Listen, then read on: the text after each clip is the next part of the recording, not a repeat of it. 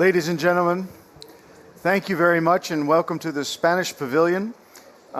Spain, as you know, holds the EU presidency, and I'm Tony Agatha, I'm from the EU. I'm very happy to be here and moderate this distinguished lineup of guests. Thank you very much. And today we're going to talk about something that's very important. If the global forests were a party to the UNFCCC and party at this COP, it would allow for 11% of the greenhouse gas emissions because of deforestation. Deforestation, as you all know, is a tremendous challenge and we need to overcome it. We can only do it together.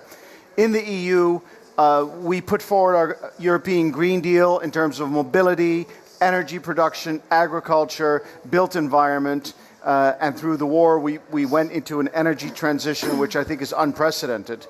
But we could not take the moral high ground to be clean ourselves, and at the same time, through our consumption of cocoa, palm, wood, rubber, beef, drive global deforestation. And an internal market of 450 million people is a big market. So we had a public consultation, the second highest turnout of citizens. The EU citizens made a loud and clear message. They do not want to be part of driving deforestation through their behavior. And that's why we put forward an EU regulation to make sure that these products, they can come from anywhere. There is no ban. The only thing that operators have to make sure of is that these are not produced through deforestation. And I'd like to say that 2 days ago I participated in a New York event online because the New York State, which is the 11th economy of the world, is now wondering whether or not, it's the governor who is having to decide whether or not to sign something similar with regard to tropical forests, and it has bipartisan support. I would like to first welcome to the stage Elena Pita, who is Director of the Biodiversity Foundation of the Ministry of Ecological Transition and the Demographic Challenge. Please, Elena, come. And as a Spanish official, but also somebody who presides the EU Council, I'd like her to give her the opportunity to have some opening remarks. Thank you very much, Elena. And let's give her a hand. Thank you very much for this introduction. Well, first of all, I would like to thank the European Commission for willing to co-organize this side event that aims to highlight the significance of a strong regulatory framework to promote deforestation-free sustainable supply chains, contributing to global environmental conservation and encouraging business to adopt sustainable practices. The new EU's deforestation regulation has now entered into force, and many producer and consumer countries are looking at us. Deforestation and forest degradation are important drivers of climate change and biodiversity loss. The Food and Agriculture Organization of the UN estimates that 420 million hectares of forest were lost to deforestation between 1919 and 2020. As stated in the Intergovernmental Panel on Climate Change, a special report on climate change and land of 2019, deforestation alone accounts for 11% of greenhouse gas emissions. Also, forest biodiversity remains under threat from deforestation and forest degradation. In this scenario, Spain and other member states play an important role, and we must not look aside. According to a study by WWF, between 2005 and 2017, the EU was the second biggest importer of deforestation after China and was responsible for 60% of deforestation associated with international trade in 2017, totaling more than 200,000 hectares and 116 million tons of CO2. Within the EU, Spain is one of the biggest importers of products associated with this deforestation, with an estimated almost 33,000 hectares of embedded deforestation per year. Climate change, biodiversity loss, and deforestation are concerns of the highest global importance, and Spain has committed to fight against it. Among many other commitments, Spain endorsed at COP26 the Glasgow Leaders' Declaration on Forest and Land Use to work collectively to halt and reverse loss and land degradation while delivering sustainable development and promoting an inclusive rural transformation. On December 2020, Spain also signed the Amsterdam Declaration Partnerships, and by doing so, we joined a group of 10 European countries committed to promote sustainability in agriculture by eliminating deforestation in relation to agricultural commodities. We also committed to work nationally as a group to promote and support, strengthen and ambitious action at European level to achieve sustainable and deforestation-free agricultural commodity supplies and thereby contribute to sustaining forests and their ecosystems globally. This commitment materialized during 2022 with our political support during the negotiations of the new EU's deforestation regulations. As the EU is a large consumer and trader of commodities and products that play a substantial part in deforestation, this new rule aims to ensure that our consumption doesn't contribute to deforestation and further degrading forest ecosystems. Therefore, this new regulation entails a great opportunity for halting deforestation and maintaining forest ecosystem services, benefiting climate, biodiversity, health, and long-term food security, and shows the strong commitment of the European Union to fight climate change. Nevertheless, we are also aware that the regulation is indeed a major challenge, not only for European companies and member states, but for other producer countries. On the one hand, the traceability and geolocation required will undoubtedly be the main barrier to be overcome by producing countries and companies, especially when facing complex supply chains.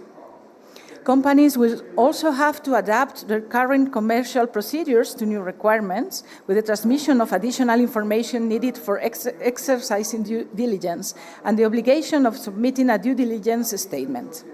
And finally, but not least, smallholders from third countries, indigenous people, and local communities, although they are under no direct legal obligations, will be asked by their buyers to provide information on their production. Therefore, there is an urgent need to complement our activities within EU with activities to support third countries in this regard. On the one hand, the regulation imposes very specific control and transparency requirements on us, the member states, which we will have to comply with. Coordination and communication between the different competent authorities, customs authorities, the Commission, and even third countries will also be a challenge for us. There is also a need to engage in dialogue and cooperation with other major consuming countries to globally minimize our contribution to deforestation and forest degradation and to promote a global level playing field. However, without forgetting all these challenges, this new regulation represents a great opportunity for us all to promote deforestation-free, sustainable supply chains contributing to global environmental conservation. On this regard, the Ministry for the Ecological Transition and the Demographic Challenge will be leading the implementation of the EU's deforestation regulation within our country, together with the regional governments that would also play their role as stated by the Spanish Constitution. Spain has supported EU's deforestation regulation, and we will do our best to implement it. But to do so, we believe that the dialogue with other stakeholders is one of the first steps that should be taken. We hope that this event will contribute to it. Thank you very much. Well, thank you very much, Elena Pita, for that introduction where you really spell out the need to do it for our health and well-being and also the challenges and especially all the stakeholders. And I'd like to look at our panel. Let me introduce them one by one. First, Aniek Hilbrand is Program Director at Orowerder Tropical Forest Foundation. very extensive experience in the development of sustainable and nature-friendly value chains with a focus on Latin America.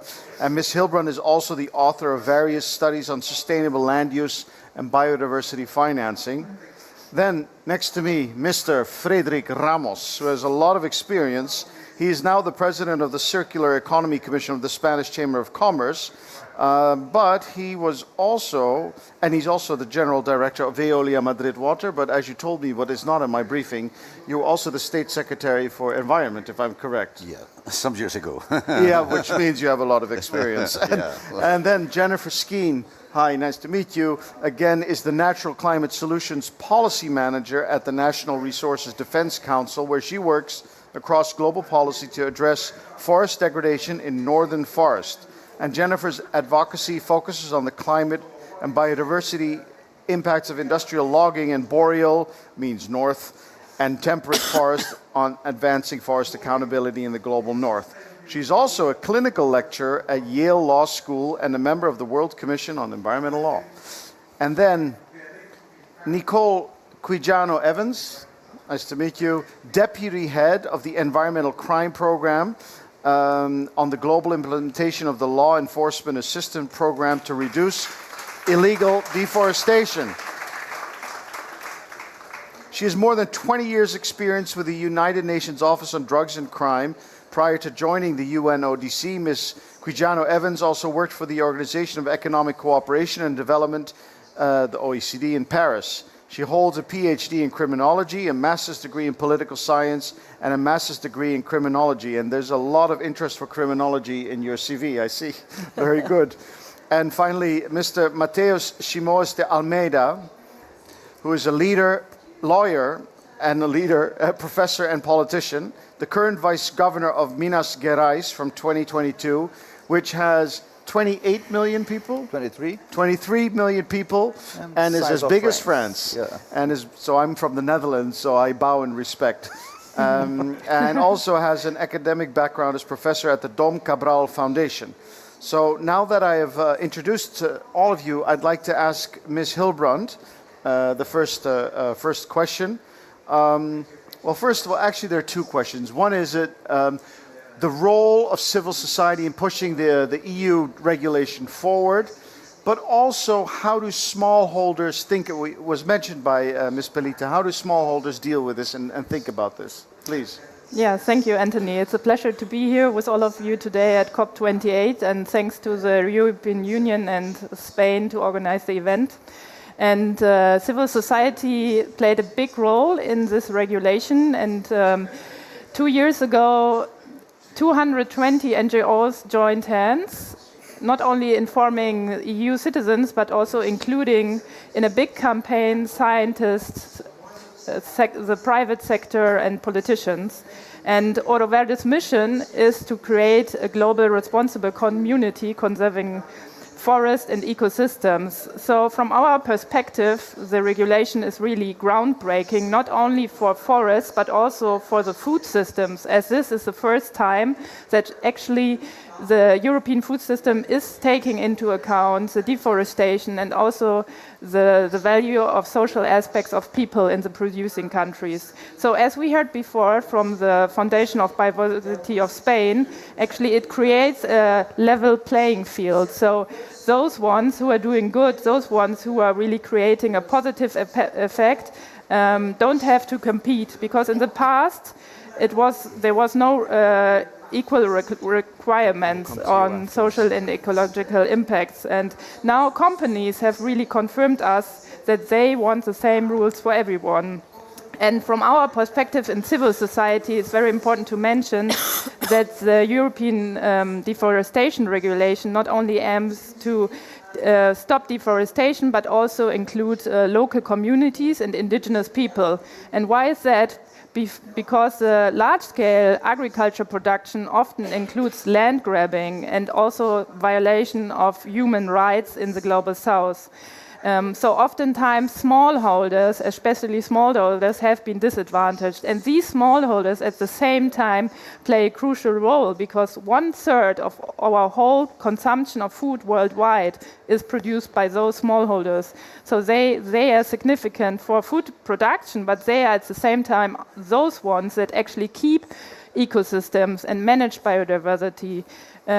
We also see a couple of risks, and then I will come to my experience from Latin America, but I want to highlight at least 2 risks. And even though this is a good intention, and I think the regulation will be providing to a better food system and stopping deforestation, we do have some concerns for the smallholders, and we have to inform them properly. And having consulted several producer organizations and cooperatives, this is not the case yet.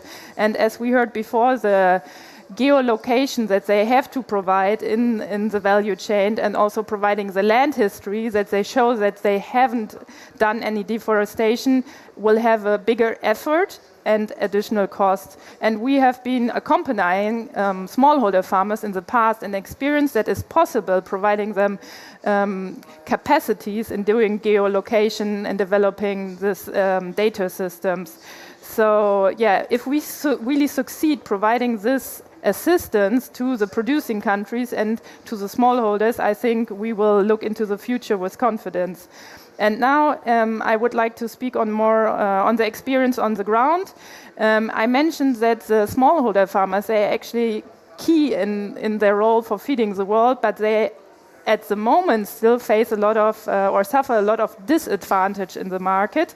That's why also we see these big chances, and they are in the competition with the large-scale producers and often suffer from displacement or production systems that, for instance, include also pesticides at large scale. I was interviewing farmers in Paraguay that a father actually, that 3 of his family members were suffering from cancer because of pesticides that were sprayed with helicopters for the big soya plantations. But coming to the positive effects on this regulation, I think there is a big potential. Just 3 weeks ago, I was in Guatemala and talked to cacao and coffee farmers, and they were the ones that already produce these products without deforestation in a very biodiverse system that is actually more costly than those ones that maybe use illegality in their system, and they are the ones that are keeping the ecosystems and manage the land sustainability. So they were talking to me and they're saying, oh, it's really great that we get this regulation from the EU side. If you would be able to help us. So they asked me to bring this here to stage in their voices, technical support and also financial support.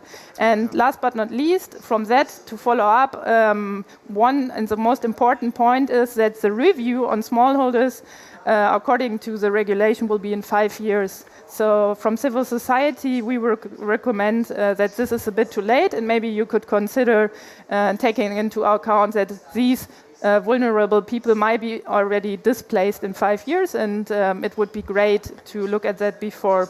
So we brought a brand new position paper on this aspect here. Maybe you can show the QR code if you want to download it. It's available here, and it's the launch of the paper. Thank you very much also to my colleague Lioba Schwarzer. She was in charge of writing it. And I would like to end with saying that we have been achieving so far, so let's build continuing this global responsible community. Thank you, Anthony. Well, thank you very much, Anne, and also for pointing out the importance of smallholders, how much food production they have, the challenge they have, and I also think the engagement we need through NGOs and also others to explain and support, because as you point out, it can be done. Yes. And I think that's important. I'd like to immediately, because also I want to, in view of the time, move to Mr. Ramos. We all know that to have good value chains, supply chains that are free of deforestation, we cannot do this without business. And we need the business to internalize it, be on board. Can you say something about the commitment of business to do so? Well, thank you very much. Thank you very much for your invitation. Yes, of course. Well, I'm here on behalf of the Spanish companies of the Chambers of Commerce of Spain, but I think that I can speak on behalf of the European companies. I think that all of the big part of the European companies are fully committed with the fight against deforestation, the fight against climate change. I'm sure that all the people that who work in these companies are concerned about this question.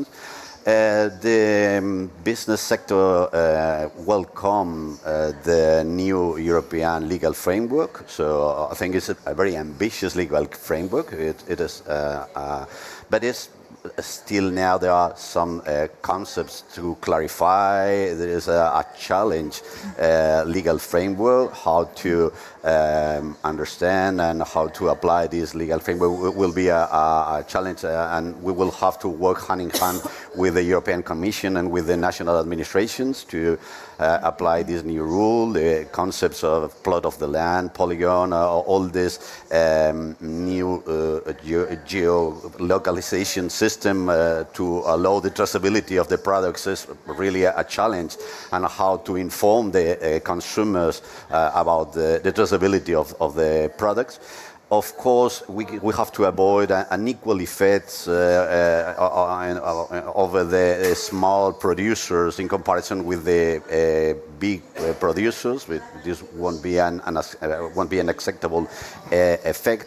There are still now many things to clarify. The relation with the national property registers, the national of the third countries legislation about the property of the land, the relation with the World Trade Organization and the coordination is still something to clarify. So we welcome this new legal framework, and we think that is an ambitious and we are committed with this fight against the deforestation.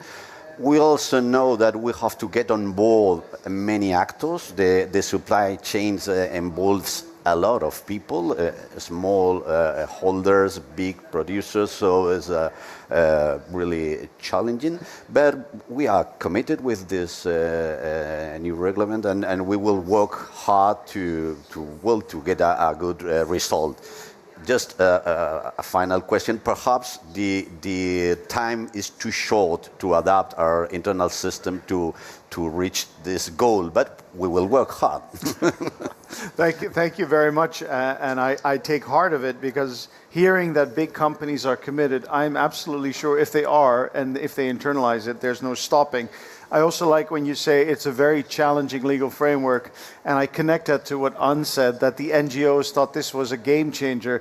I never in my history of policy making have heard the NGOs say that whatever came out of the government was a game changer. So I think we should take that as a great compliment. Now let's move to Ms. Skeen. I would like to ask you, because that's an interesting. I said at the beginning I was part of this discussion on the New York State, which is about to see whether or not California, I think, is watching very closely what's happening with that tropical forest bill. What is the U.S. vision about the EU deforestation regulation? Because I understand it also might have some impacts for the U.S. Well, thank you very much for having me here today, and thank you to the Spain Pavilion. Let me add another NGO to the chorus of voices calling the EUDR a game changer, and my fellow panelists called it groundbreaking.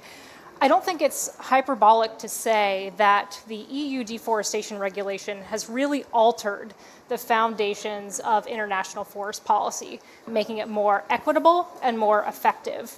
Mm-hmm. One of the reasons that the EUDR is so paradigm shifting is because for more than 30 years, international forest policy has been dictated by a hemispheric divide between North and South.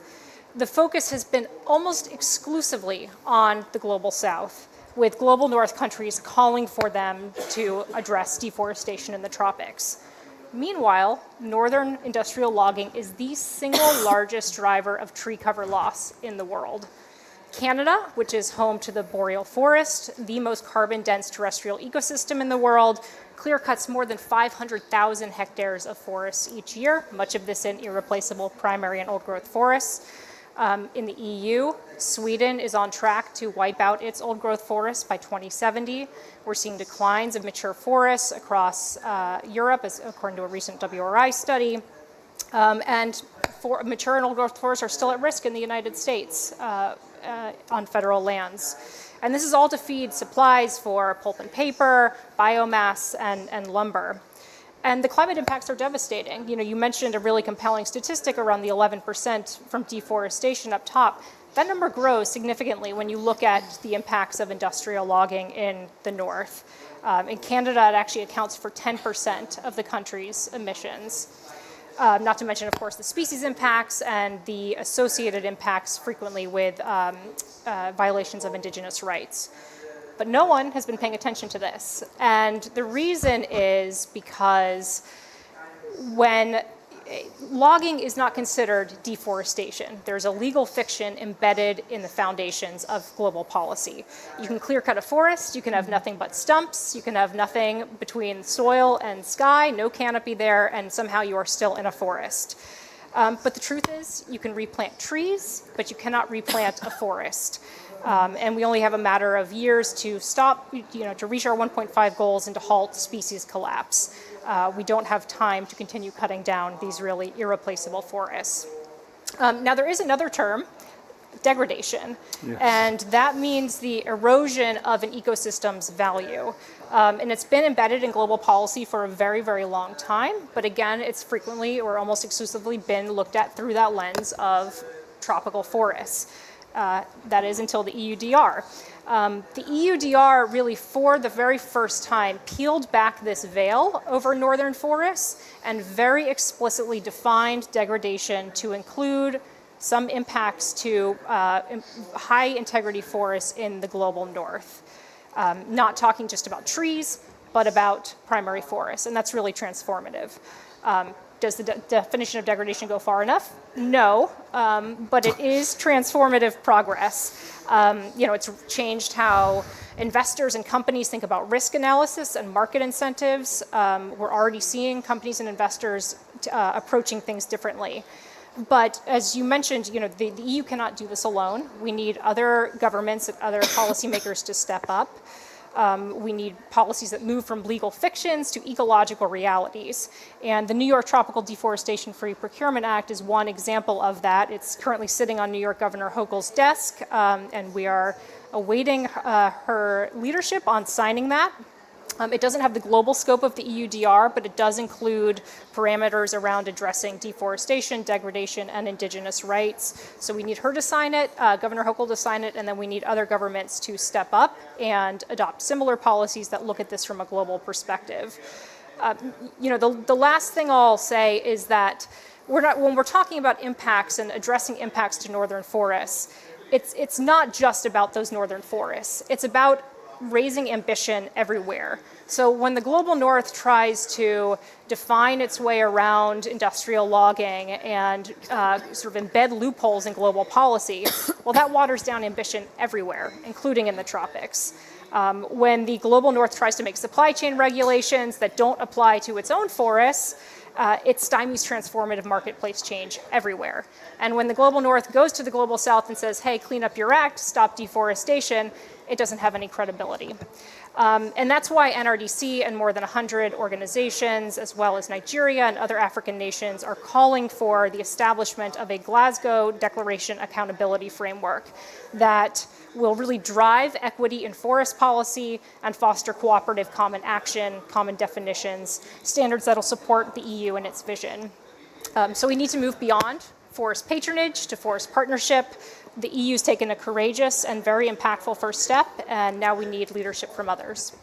Thank you very much, and a couple of things that I take away from that. First, forest degradation. I'm not going to tell you how difficult that was because there's no unified. We talk about it, it's happening, but we still have to get this definition.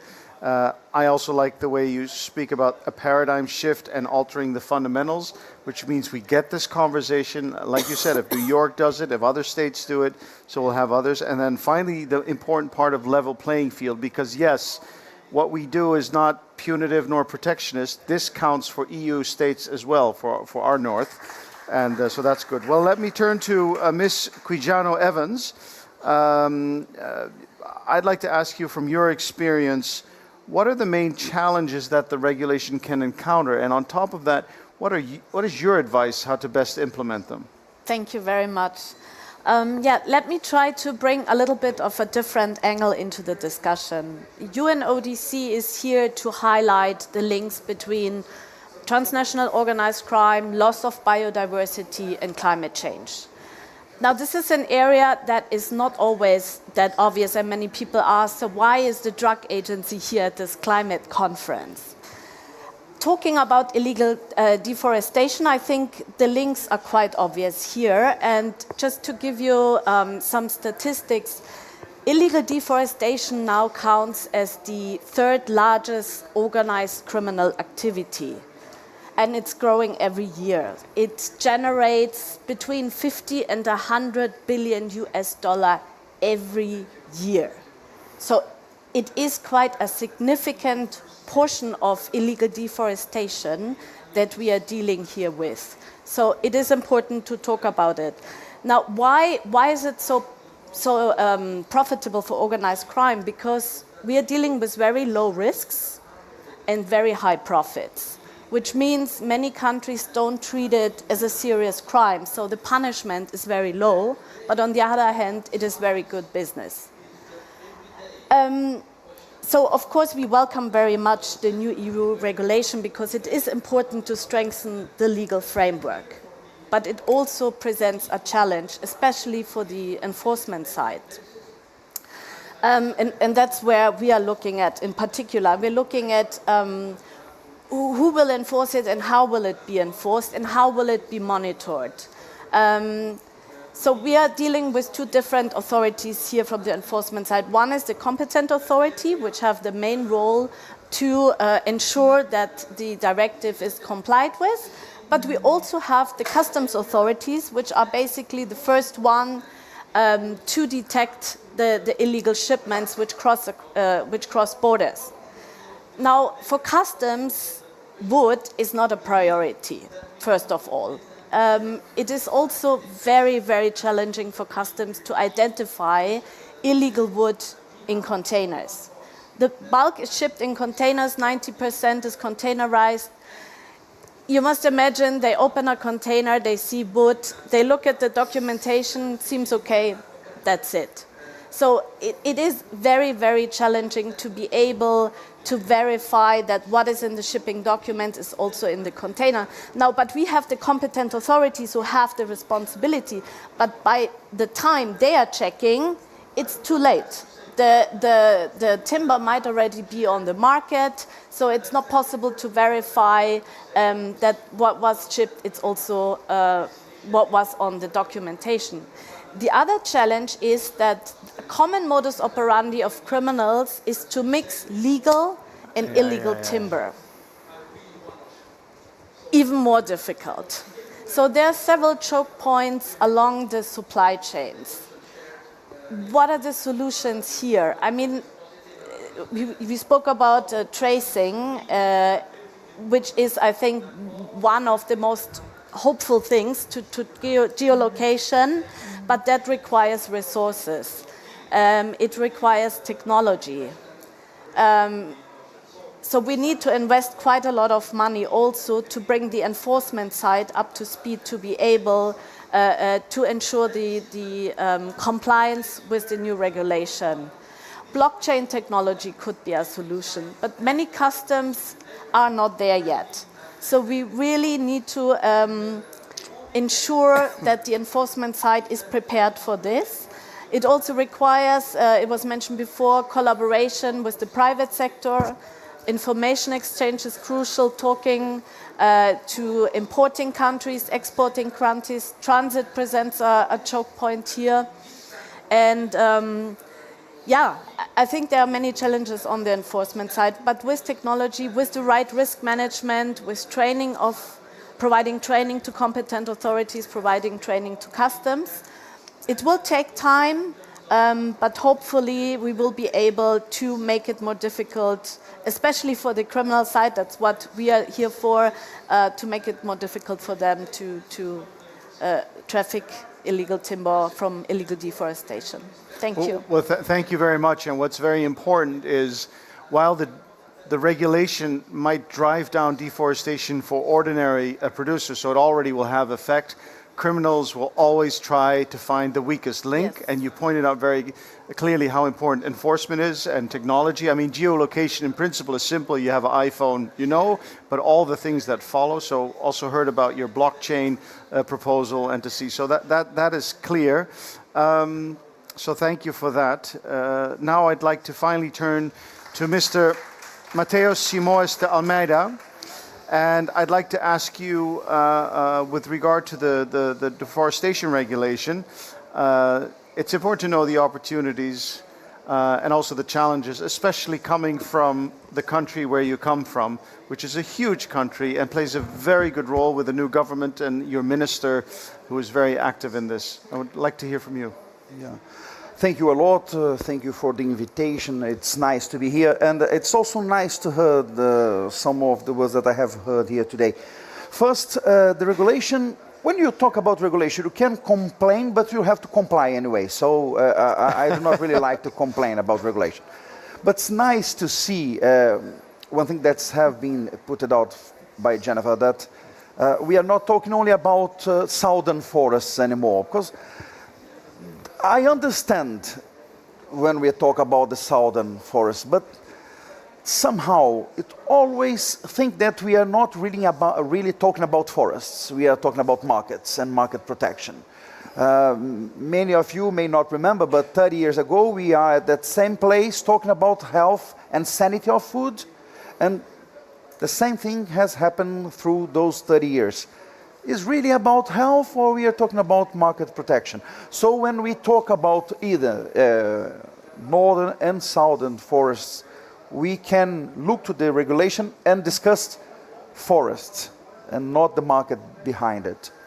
Also, it's nice to see that we are looking to the same point. For example, we in Minas Gerais, for like 3 years now, had already been using blockchain in the controlling of our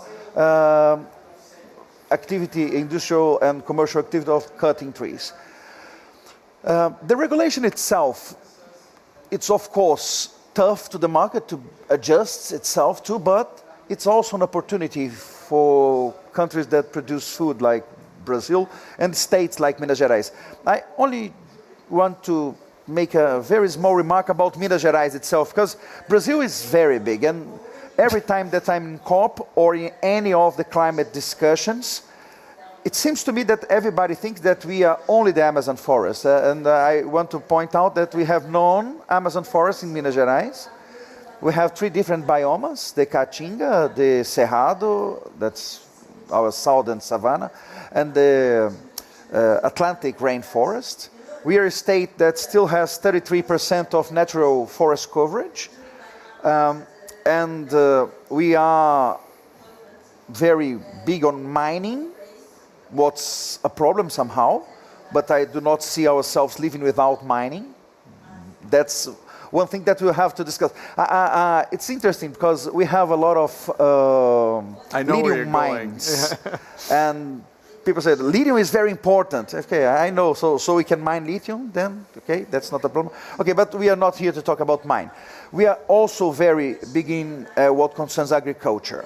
We are the largest producer of coffee in the world. 20% of all the coffee in the world comes from Minas Gerais. We are a large producer of soybeans, of dairy, the largest producer of dairy in Brazil. One of the largest producers of sugarcane ethanol. So we are an agricultural state. For us, the main problem in what concerns the regulation, the European regulation, is to understand how Brazil will be classified itself. It's not clear yet if it will be regionally or to the whole country at a time. And for us, if the decision is to be at the whole country at one time in one category, it will be a problem. It will be a problem because we will have to have different approach to different realities. In the past, the discussion about certification was a mess concerning gas emissions, and we are now discussing the third scope of the gas emission regulation. It's very important to this discussion here, but certification is still a problem. And if we have only one rule to the whole country, it will be a bigger problem. Also, we also know, because of that, we try to start ahead, and we put on a Green Seal program that's now being financed by the AL International. What's the name? It's I always forgot the name in English of the organization, the European Union organization that's funding us. They have put already almost 400,000 euros constructing with us a way to certificate that our producers, mainly the small farmers, they are complying with Brazilian rules of deforestation since 2008. And we have some nice news. For example, we have done with all our coffee planters, and we have found out that 99.4% of them have done non-deforestation since 2008. With our planted forests, we have like 3 million hectares of planted forests, not reforestation, planted forests of eucalyptus or pinus.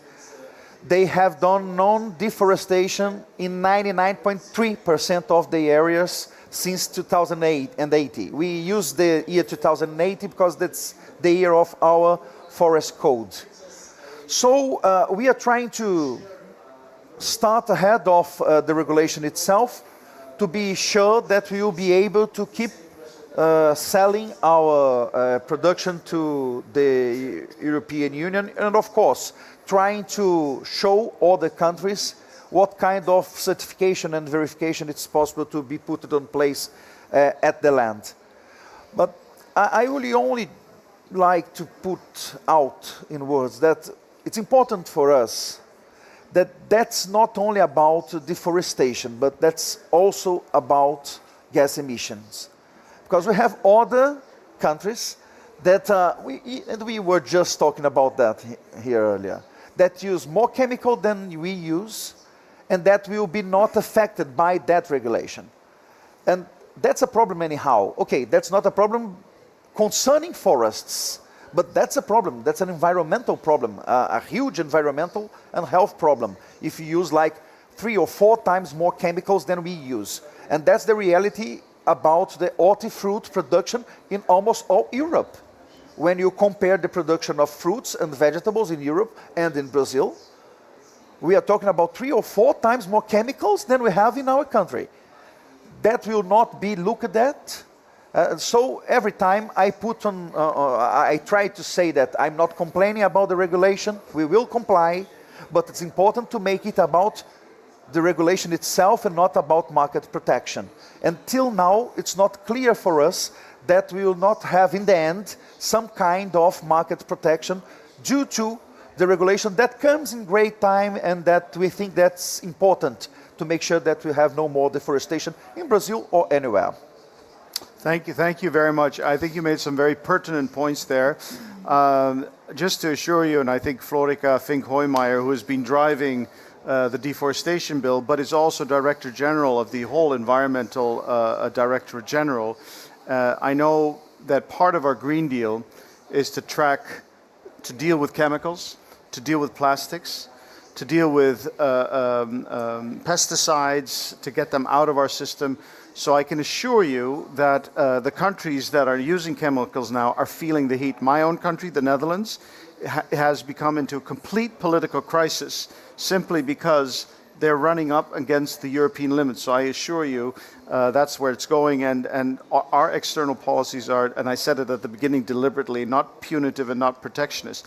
But if you've spent hundreds of years doing the things that we've been doing, and that we're now doing, as somebody said in the beginning, a paradigm shift, you will obviously run into these things. But I think I'm very grateful for your presence here and giving the voice of a country which is so fundamental to this whole discussion.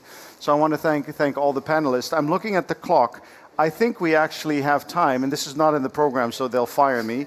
But if there's one or two questions to the panel before we go to the closing words of Ms. Fink-Hoymeyer, nobody's stopping me. So if there is a question, this is your chance. It's quiet on the other side. Who would like to fire a question to one of these panelists, one or two of these panelists? And don't be shy.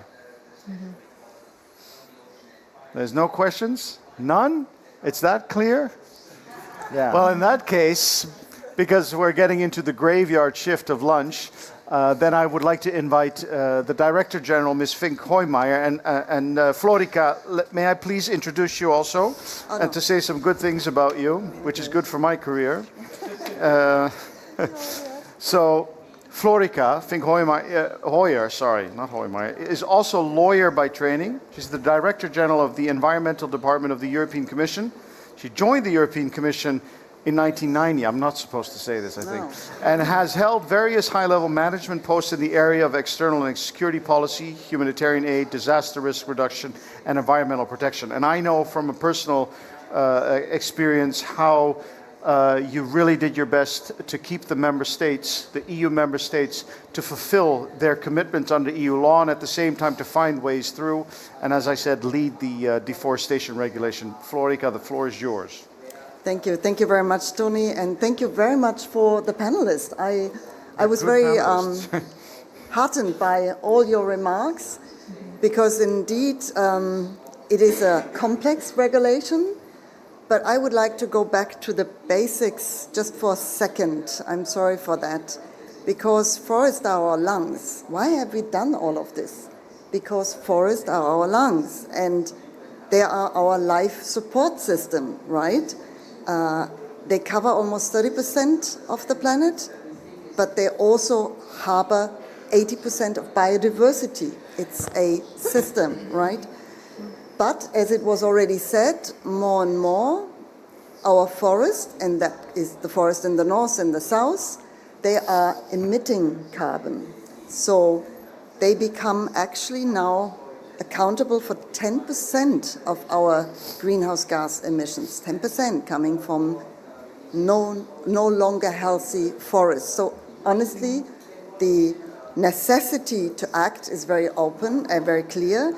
And the IPCC assessment report also said how much we can turn it around. And that is possible. Of course, primary forest, old growth forests do not have the same value as new afforestation or reforestation, but everything counts, I would say.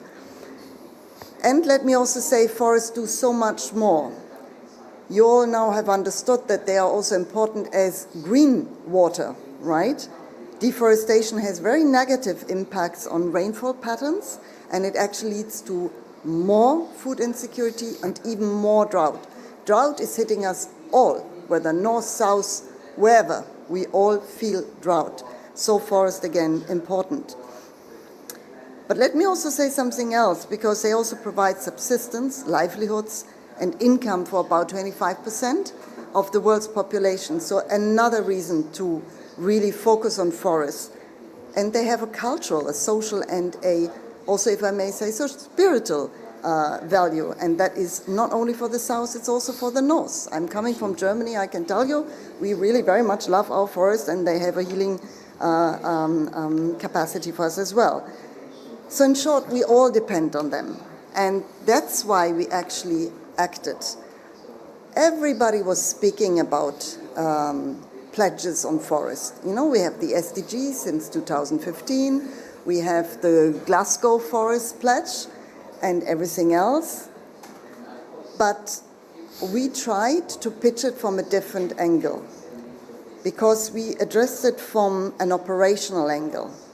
Because one of the key drivers for deforestation is linked to one single thing, that's unsustainable trade flows. So yes, we pitched it also from the economic angle.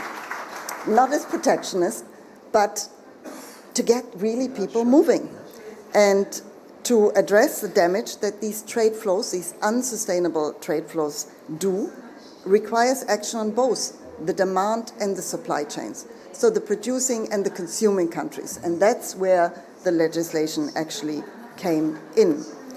And I'm actually realizing, and I'm very proud of that, with all my colleagues behind, that this law, which is not yet even in force, is really a change.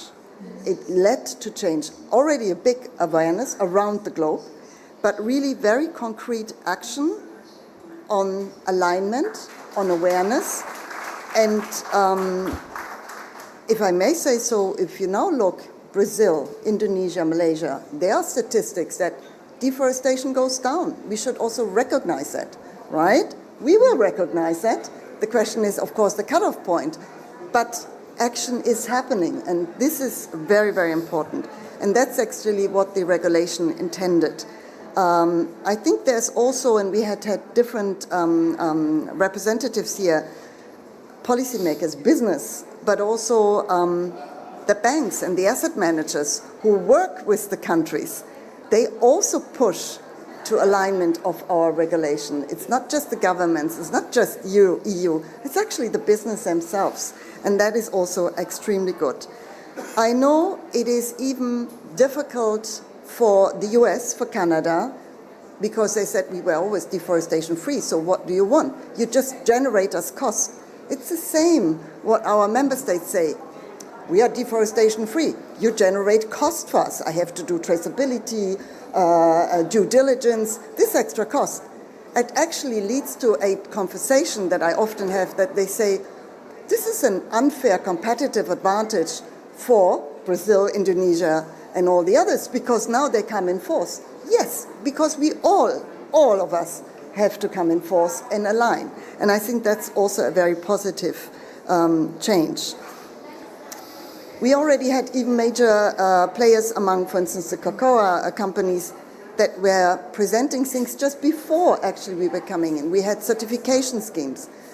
These are not the green lanes, but I can assure you that we look very much like if a country has the enforcement mechanisms in place. And by the way, we just also have now a new law in the EU on economic crime, where deforestation is deliberately put in, also for our own countries, precisely for things that you said, mixing, right? But we also know that it is complex. And just as we speak, yesterday we had a new website put up with a lot of more guidance, a lot of frequently asked questions. Please consult that. It will not give all the questions because ultimately we need to discuss with each and every country, and that's exactly what we are doing. And also let me say a word on smallholders. They really should be part of the process. Our idea was rather to give them more voice and to lift them up. And I know that a lot of good work has been done on that. Myself, I've discussed that with colleagues in Thailand, Malaysia, Indonesia, Vietnam. And each country has different solutions, different approaches, but they all work on it. And that is actually very, very heartening because they want, and we want them to be fully integrated in the value chain.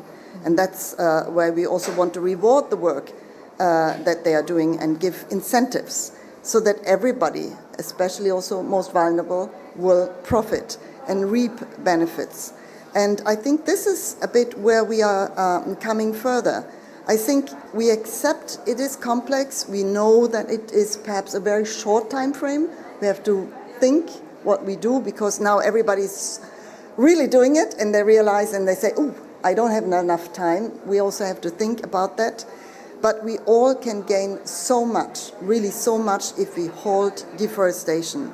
And I think this is what we all want to do together. We actually have this afternoon also a new initiative under the Team Europe initiative where additional money will be put aside, almost 70 million. It is a dynamic process, a dynamic fund. It's not a one-off. It is additional money that comes this year and next year and then so forth.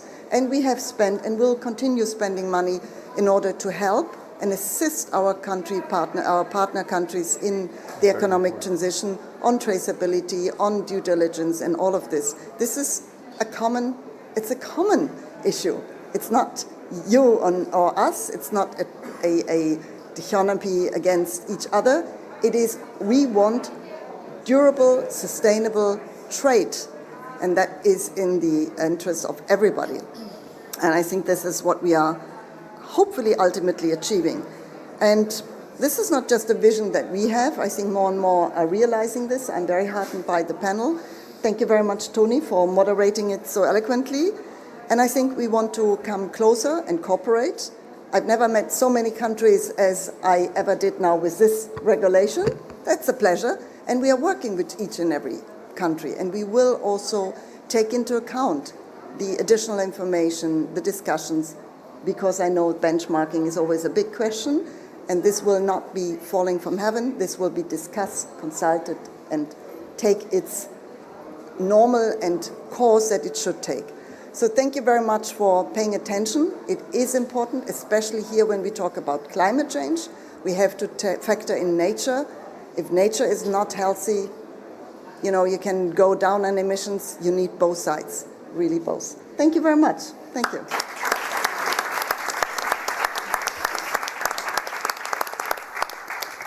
Thank you very much, Florica. And may I also ask a warm applause for our August lineup of today.